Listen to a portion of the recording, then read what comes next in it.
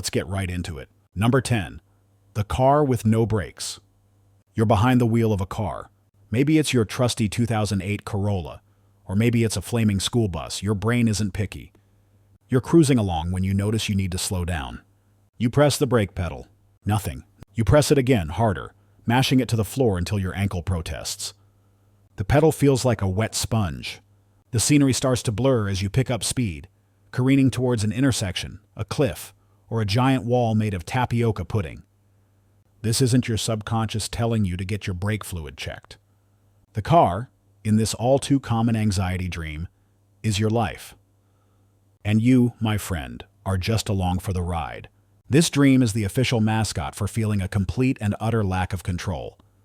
The vehicle represents the path you're on, your career, your relationship, your 5-year plan that's currently on fire in a dumpster. The failing brakes? That's your brain's brutally direct way of telling you that you feel powerless to change your direction or slow down the momentum of your own circumstances.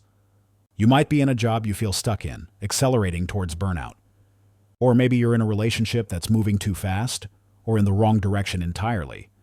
Your brain, in its infinite wisdom, forgoes a gentle, encouraging internal monologue, and instead straps you into a 2-ton death machine with the braking power of a unicycle on an oil slick. It's your psyche's version of a cinematic thriller, designed to get your attention. It's your subconscious screaming that you've been letting your cousin Todd's life advice drive the car, and he just spotted a Taco Bell off the highway to oblivion. Number 9. Underwater panic. Let's talk about the unique horror of being unable to breathe in a dream. You're submerged in water. Sometimes it's a murky lake. Sometimes it's a swimming pool filled with lukewarm coffee. You try to take a breath, but your lungs fill with liquid. There's a crushing pressure on your chest, a silent, slow-motion scream that no one can hear. You're flailing, but your limbs feel heavy, useless. It's pure, primal terror. Congratulations, you're emotionally overwhelmed. This dream is one of the least subtle metaphors your brain has in its arsenal. Water, in the language of dreams, almost always represents emotions. Being submerged in it, unable to breathe, that's your brain's dramatic reenactment of you feeling swamped, suffocated, and completely buried by your feelings in your waking life. Think about it. Are you drowning in deadlines at work, overwhelmed by a family situation, submerged in a sea of unspoken resentments? Your conscious mind might be great at saying, "I'm fine, everything's fine," while quietly shoving all that stress into a little box. But your sleeping mind is a drama queen. It doesn't do boxes. It takes that stress, casts it as an angry ocean, and then shoves your face in it. It's not trying to be mean. It's just trying to make you acknowledge the pressure before you actually pop. Your brain is basically staging a dramatic reenactment of you looking at your inbox on a Monday morning. Number 8. The pop quiz from hell. Remember that specific, cold dread of a test you didn't study for? Now, imagine that, but you're also naked. The pen is made of jello, and the questions are written in a language you've never seen. Welcome to the anxiety dream that haunts even people who haven't been in a classroom in 30 years. You're sitting at a desk, a stark white test paper in front of you. The topic is advanced calculus, and the last math class you took was in high school, where you mostly just learned how to sleep with your eyes open. The dark truth here isn't that you secretly fear failing a math test. It's that you live with a constant, low-grade fear of being judged and found wanting. This is the official dream of imposter syndrome. The test is a stand-in for any situation in your life where you feel scrutinized or evaluated. Your job, a social gathering, a first date, any scenario where you're afraid you won't measure up. Your brain digs up this ancient, universal symbol of performance anxiety because it's a classic. It's the stairway to heaven of stress dreams. The details are what make it personal. Can't find the room? You feel lost and unprepared in your current life path. Can't hold the pencil? You feel you lack the tools to succeed. The fact that you haven't studied symbolizes a feeling that you've been slacking, that you're a fraud and you're about to be exposed for the world to see. It's your psyche's way of saying, "Hey, remember that crippling self-doubt you carry around all day? Let's make it cinematic." Number 7. Suddenly naked. You're giving a presentation at work, walking through a crowded mall, or accepting a Nobel Prize. Everything is going great. You're charming, you're articulate, you're killing it. Then you look down. Uh-oh. You've forgotten a rather crucial element of your outfit. All of it. You are completely, unairbrushed naked. A wave of shame and panic washes over you as everyone turns to stare. This dream isn't about a hidden desire to become a nudist.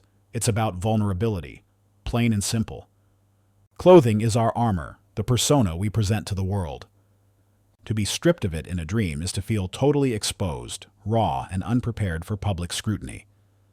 Your brain is taking the phrase "feeling exposed" and running with it in the most literal, awkward way possible. Think about where you are in the dream. Naked at work? You might be feeling like a fraud in your career, afraid that your colleagues will see right through you and realize you're just winging it. Naked in front of a crowd? You might have social anxiety or a fear of being the center of attention, where your flaws can be seen by everyone. It's a manifestation of the fear that people will see the real you, with all your insecurities and imperfections, and judge you for it. It's your brain's not-so-subtle hint that maybe, just maybe, you're worried people will find out you still don't know the difference between your and your. Number 6. Soaring. Away from your problems. You're standing on a hill, and with a running start, you leap into the air. But instead of plummeting back to earth, you just keep going. You're flying. You're soaring over cities, mountains, and oceans, free from the crushing grip of gravity and all your terrestrial responsibilities. It feels amazing, liberating, powerful. This is one of the few dreams that people often want to have. But here comes the dark twist. While flying can represent freedom and a sense of power, it often has a more desperate undercurrent. More often than not, this dream is about escape. You're not just flying, you're flying away from something. The act of lifting off the ground is a powerful symbol for rising above your problems, detaching from a situation that feels messy and complicated down on Earth. It's a beautiful form of avoidance. Got a massive conflict brewing with a family member? Your brain would rather you just become a bird and fly to another continent. Stressed about your finances? Forget spreadsheets, let's go explore the cloud kingdom. The higher and faster you fly, the more intense your desire to escape the pressure might be. It's a wonderful feeling in the moment, but it's essentially your subconscious putting its fingers in its ears and singing, "La la la, I can't hear my crippling debt from up here." Number 5. The secret rooms.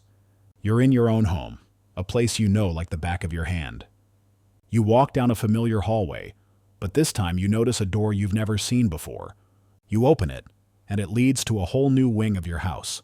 There are rooms you never knew existed. Hallways, staircases, entire floors. Sometimes they're beautiful and pristine. Other times they're dusty, forgotten, and a little bit creepy.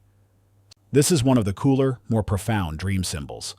Your house, in the landscape of your mind, represents you. Your psyche, yourself. So, finding new rooms? That's your brain telling you there are parts of yourself you have yet to explore. It's a dream about untapped potential, hidden talents, or new aspects of your personality that are emerging. Maybe that new sun-drenched library is your undiscovered passion for writing. Maybe that fully equipped workshop is your latent skill for carpentry. But this is about dark truths, isn't it? Those new rooms can also represent repressed memories, forgotten traumas, or aspects of yourself you've deliberately locked away. That dusty, cobweb-filled attic might be a part of your past you don't want to deal with. That dark, flooded basement could symbolize deep, unacknowledged emotions or fears. Your brain is essentially doing a bit of psychological urban exploration, and it's reminding you that there are parts of your own mind that are still a mystery. You're both the architect and the haunted tenant. Number 4. The endless chase. The blockbuster action movie of the subconscious. Your heart is pounding, your legs are burning, and you're running for your life. You don't always know what's chasing you. It could be a shadowy figure, a monster, a pack of wolves, or most terrifyingly, an IRS agent. You duck into alleyways, scramble over fences, but no matter how fast you run, you can hear it getting closer.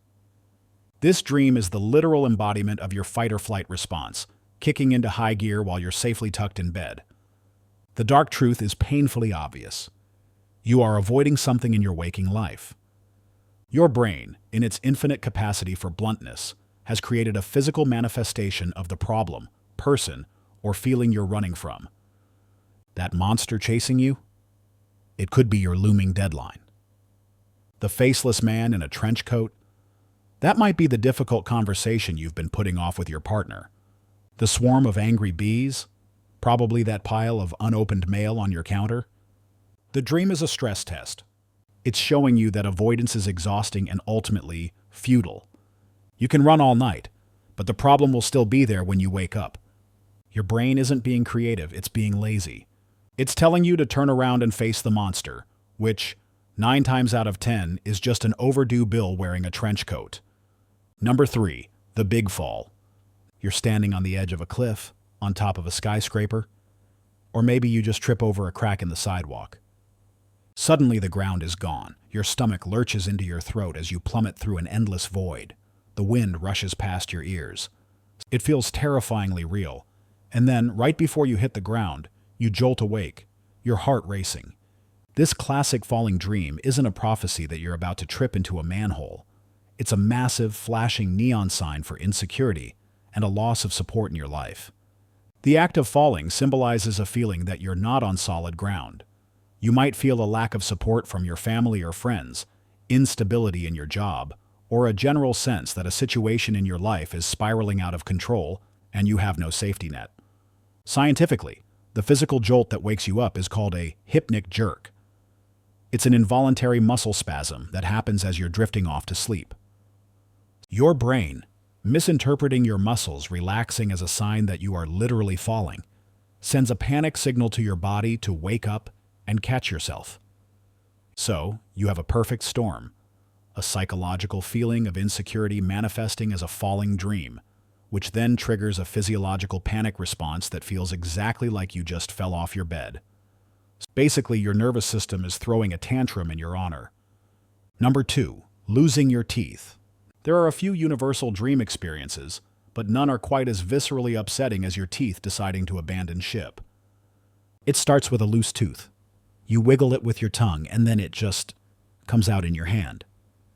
Then another, and another. They crumble like chalk, they fall out in whole, perfect rows. It's a uniquely disturbing, gritty, and all too common nightmare. Old-school dream analysis would point to all sorts of wild Freudian theories, but the modern psychological take is a bit more grounded, and frankly, darker. It's about anxiety, powerlessness, and a breakdown in communication. Your teeth are essential for 2 main things: eating and talking. Symbolically, they represent your strength, your confidence, and your ability to express yourself. To dream of them falling out is to dream of losing your power, your voice. Are you in a situation where you feel you can't speak your mind? Are you worried about your appearance or how others perceive you?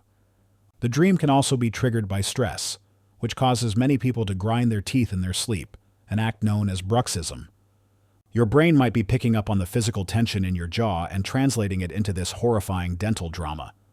So next time you dream of a mouthful of pebbles, maybe just ask yourself who or what is making you feel like you can't speak your mind. Or, maybe just floss. Number 1, the shadow in the corner. And now for the one that isn't a metaphor. The one that feels horrifyingly, paralyzingly real. Because in a way it is. You wake up in the middle of the night. You can see your room perfectly, but you can't move. Not a finger, not a toe. You're completely frozen.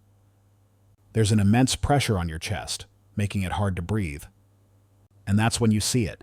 A dark figure, a shadowy silhouette, standing in the corner of your room, or sitting on your chest, just watching you. You try to scream, but no sound comes out. This is sleep paralysis. And it is, without a doubt, one of the most terrifying human experiences. This isn't your brain serving up a weird metaphor. This is your brain malfunctioning. During REM sleep, the stage where you dream, your brain releases chemicals that cause temporary muscle paralysis, or atonia.